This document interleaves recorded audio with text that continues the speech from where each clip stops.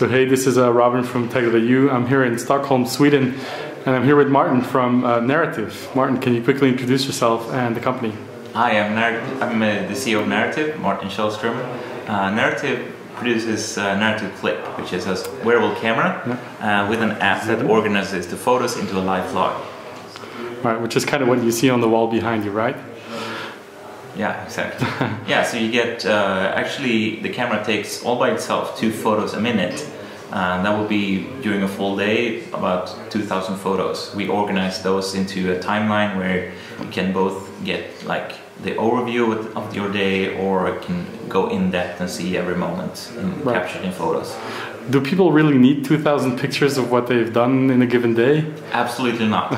No, so that's why we bring out sort of the captured moments that we see might be important to you, with the people you met, the events you experienced, the places you experienced.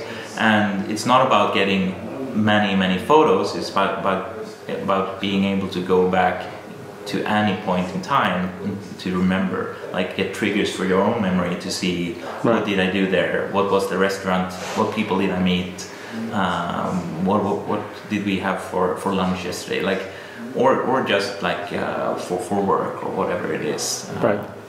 Enhance your memory, get a photographic memory of your day.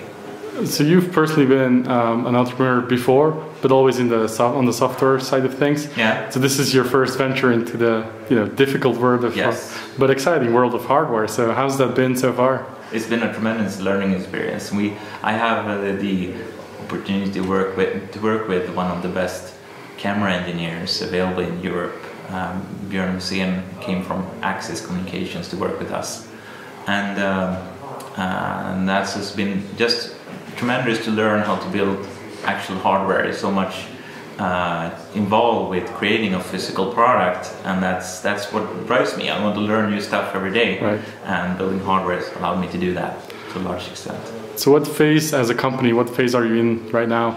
What's the status? Right now we are just now clearing our backlog of pre-orders, going into regular sales. We have a tremendous user community now with thousands of users actively using our product.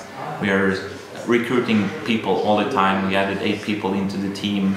Gonna add at least 20 more people into the team during the year. Right. So you've had a successful Kickstarter campaign. You've raised funding from investors in the US as well. Yeah. You're shipping the product, so you're turning into a real company. I assume you can say. But and obviously you don't have to describe your whole roadmap. But what are some of the things you think you'll be working on most for the remainder of this year?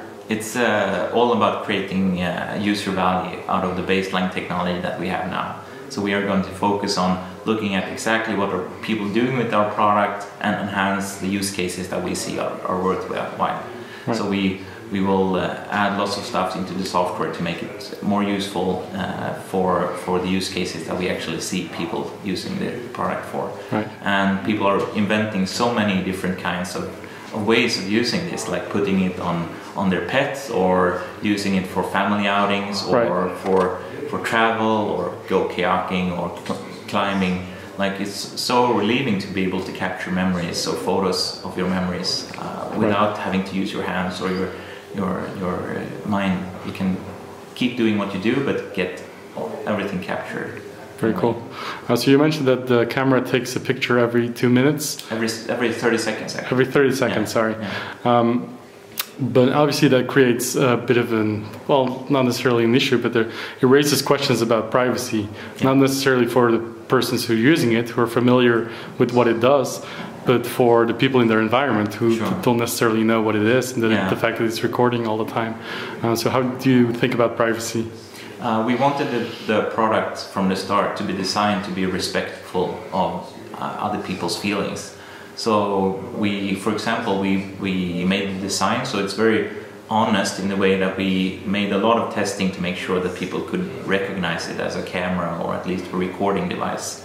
And so if people notice it, they don't experience it to be like a spy camera. That was something very important to us.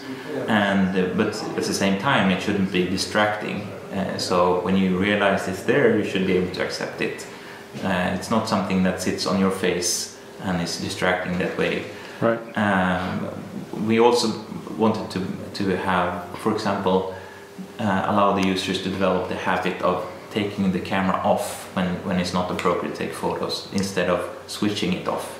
So the switch to switch it on or off is actually if it's light or dark. So you put it down in your pocket when it's not appropriate, so people around you can feel comfortable with the product. Right. So that deals with the user education and the level of creepiness that you want to avoid by design. Yeah. But there's also the question of regulation and actual law against this type of recording, which is relatively new in the world. So do you foresee any problems in any countries with that? Hopefully not. We think that our views on how to use this product is very similar to how lawmakers view how you should use mobile phone cameras and so on. If you want to buy a spy camera, there are hundreds of those on the web that are far more proficient in that sense than our camera. But still, we want users to respect each other when they use the product, and we will build the product with respect of others, and we hope that can be reflected in how people use it and perceive it. Right. Final question: you've shipped about 7,500 units so far. Yeah. What's your goal for the end of this year? Oh, I couldn't tell. 100,000? 100,000, it's a good answer. Martin, thank you very much for your time. And best of luck. Thank you.